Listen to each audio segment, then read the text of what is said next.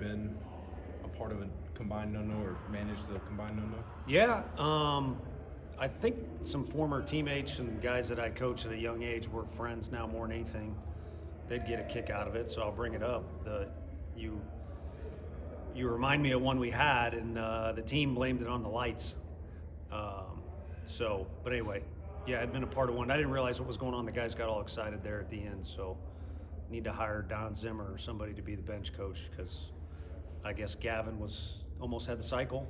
I didn't know that one either. So, but yeah, it's a reflection of 5 guys, if I got that right.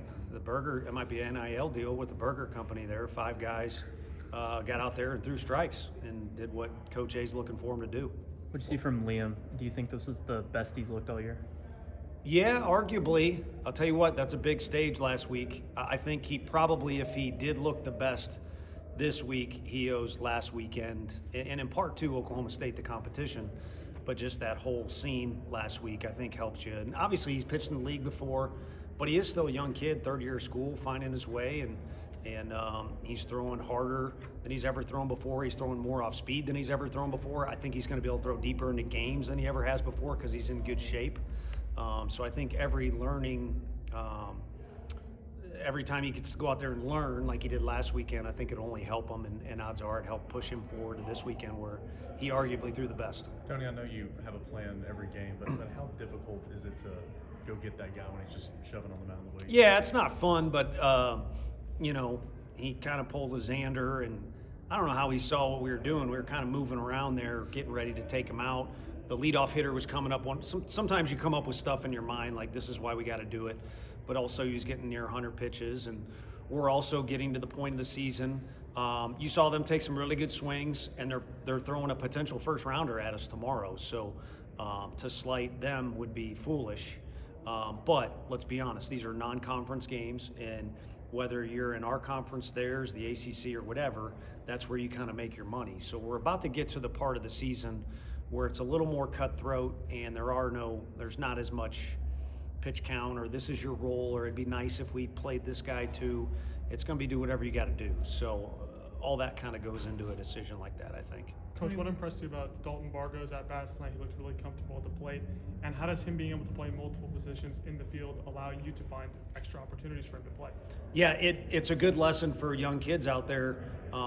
Don't kind of box yourself into just one spot, because what if the best player on the team also plays your spot? You still want to get in the lineup. So it's very valuable for his own sake, but also for ours, because he's a really good player. And he can do a multitude of things on defense and always is a threat. I wonder, I'm not too big into some of these stats, but home run per plate appearance, he's got to be close to the lead for us. So he's always a threat when he's in the box. But the biggest thing he does for the coaches is he's willing to go. Sometimes you coach guys and they don't like that. They think you're screwing them over, or you're cheating them, or they got an excuse why they can't play their best. And he's never done that ever, which is very refreshing. And the thing I like the most about what you're asking about the way he looked tonight is his at-bats were under control.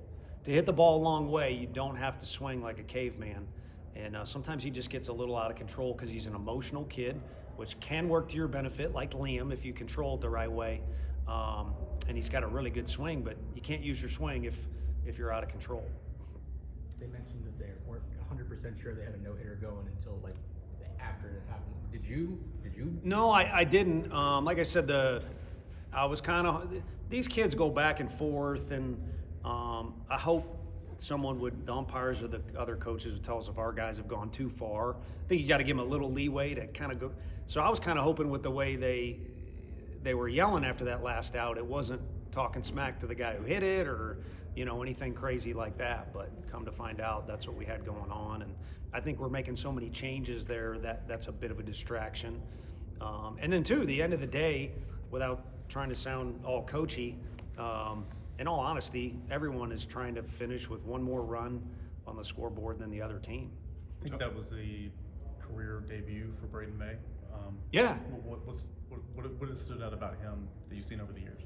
I'm glad we got to be in that inning with the score stuff, but a guy who from day one was kind of in survival mode of I need to prove that I can fit in, and figured out real quick that Coach A's guys throw strikes, I better throw strikes. Q's guys work hard, don't complain. Eventually got to that. He was never an issue, but all those guys got a learning curve, got to that spot. And, when he came in, it's easy to tell the guys are cheering for him and excited to see him out there. And our guys are ready to play good defense behind him. And he kind of calmed the nerves, and see him throw well was refreshing too. And these guys all deserve to get rewarded. You do have some guys that need to redshirt or are banged up a little bit and aren't necessarily available right now. But yeah, winning's great, but sometimes equally as fun as seeing these guys get rewarded with getting out there and getting some of the action. Tony, with a guy like Bargo, could he be one of the next guys in line of the guys y'all have had that have kind of had to wait their turn? Maybe it didn't go the way they wanted it to. They wanted it to when they first got here, but then eventually it got going. No, I think so. That whole recruitment process with him was interesting, and I think there was just a natural magnet there. Even though it was wasn't ideal. Long story short, I think both sides just wanted it to work out because you felt like it was a match. So I truly feel this is the place he belongs. There's no doubt he's gotten better at a lot of different positions defensively. I think he's really developed as a hitter. He's improved his body. So all those things should have him playing at his best anyway. But there is that natural sequence you're talking about of like a Reese Chapman or a KT or Jared Dickey of, hey, sometimes you got to learn from the bench, unfortunately, and watch and observe. And then when you get out there, you got to learn from kind of messing some stuff up or failing or not doing your best.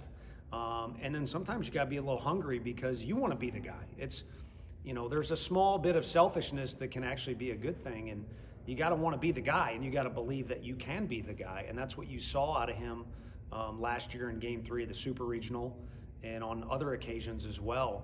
I think right now he's just slowly getting more and more consistent at being that guy.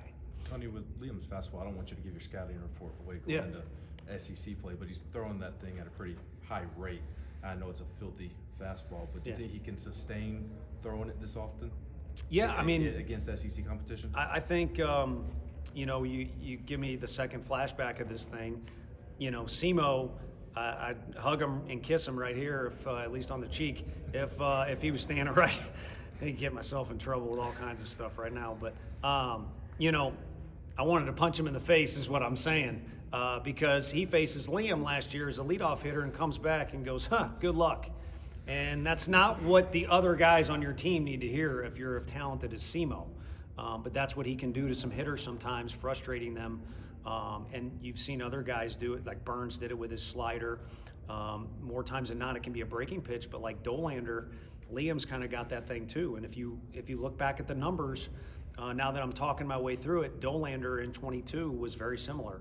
And I think if you're locating your fastball and controlling that adrenaline and you're subtracting speeds a little bit, maybe they see 92 to 98, kind of like they did tonight, then it's not as basic as it could sound if you wrote it on paper, if that makes sense. And speaking of basic, our fans were anything but that tonight. I enjoyed the hell out of my buddy, old teammate who was a part of that no-hitter that we were talking about, made me lose like 15 minutes of sleep. He said, I heard he got mad at the fans because I said something about Ensley. I wasn't mad at the fans. I was just pointing out the fact if the guy runs his face full blast into the wall, I'm doing my job as a coach, because Hunter Ensley, you can't coach that kid anymore. So I figured I'd coach up the fans. Like, that's a good time to. But what they did tonight, just little fun stuff like that, makes it unique in our stadium when the guy's got the high leg lift, the old school leg lift, which I kind of like the guy. A, he's Italian. B, he ain't scared. And you can see why he's had success and was the opening day guy for them. So I kind of like him, but it's good that our fans found a way to mess with it a little bit too and have some fun with it. So bring on more of that. And if you got to do it, in one place tomorrow, I prefer you do it over at the basketball arena. But what a day to do both. Like I said, we're going to see a potential first rounder out of them tomorrow. And our guy's pretty good that we're throwing too. And it sure seems to be fun in this ballpark right now. But the main event, in my opinion, tomorrow is over there, if I'm a fan. So, Last one, guys. what makes Doyle's fastball so special and gives him the ability to throw it at the volume he does with the success he does? Yeah, there's a little bit of deception there, and then it's jumping at the end. You know, so just because you see the radar gun, everyone's, let's say 2 guys throw 90, one guy's 90 mile an hour might be different than another guy's because of how it's taken off or how it's riding. There's analytics to describe that stuff too now, but there's some things you just can't put on paper or analytics. And when he throws that thing, he throws it with conviction. And if you can throw a pitch with conviction, it doesn't have to be well located. It doesn't have to be the best pitch in the country. You're going to have success. And he certainly throws everything with conviction, including that fastball, which just happens to be his best pitch. So I think if you got a secret ingredient, which there isn't one, I would call it the conviction he's got to that thing. Thanks, Coach. Thanks, Tony. Thanks, Joe.